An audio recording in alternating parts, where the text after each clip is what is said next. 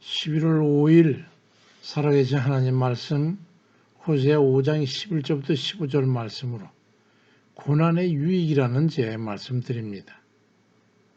아무 걱정 근심 없이 살다 가는 사람은 없습니다. 살다 이젠 지치고 고뇌해서 죽을 날을 앞두고 겨우 정신적 안정을 찾고 아주 편안해하는 사도의 글을 읽어봤습니다. 자기 자신뿐만 아니라 다른 이들에게까지 자신의 그 편안함을 전해주고 위로해주고 있습니다. 디모데후서 4장 6절 이하에 전제와 같이 내가 벌써 부어지고 나의 떠날 시각이 가까웠도다. 나는 선한 싸움을 싸우고 나의 달려갈 길을 마치고 믿음을 지켰으니 이제 후로는 나를 위하여 의의 멸관이 예비되었으므로 주 곧 의로우신 재판장이 그날에 내게 주실 것이며 내게 아니라 주의 나타나심을 사모하는 모든 자에게도 그렇다고 말씀합니다. 이제 나는 이 세상에서 떠날 시각이 가까워졌다.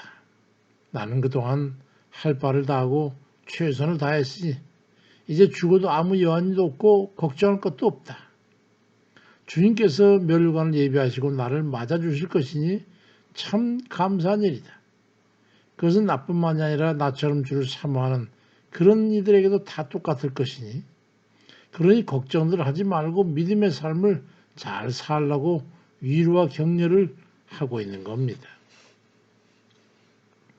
사도 바울의 글을 몇 번이고 반복해서 읽으면서 당시 사도의 심정을 이해해 보려고 묵상해 봤습니다.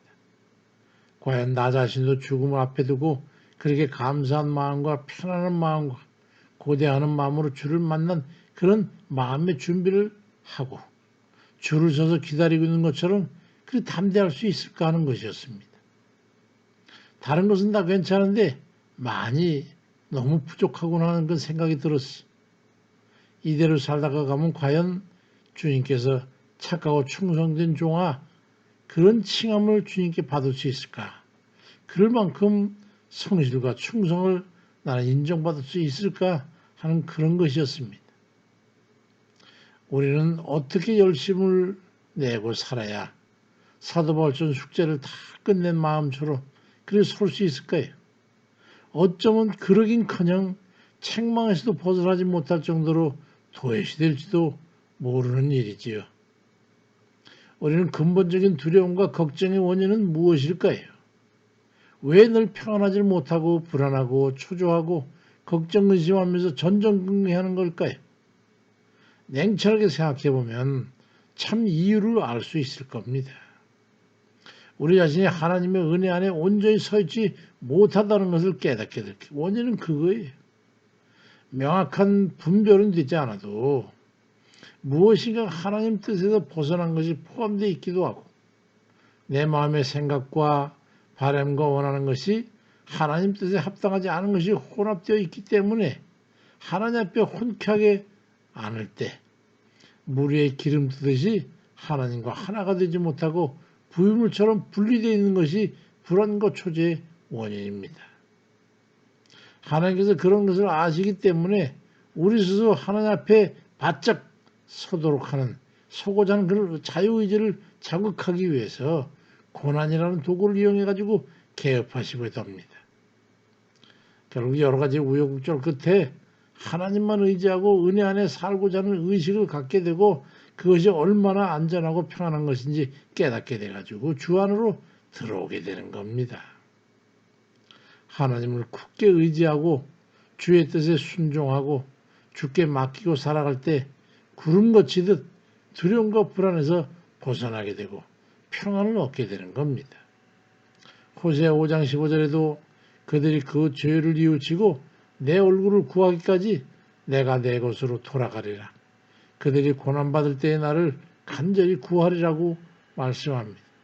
우리 다 그렇지 않습니까? 결국 하나님의 선한 의도로 우리를 관리하시기 위해서 하나님 뜻대로 살아가는 우리를 양성하기 위해 고난이라는 계기를 통해 우리를 하나님께서 만들어 가시는 겁니다.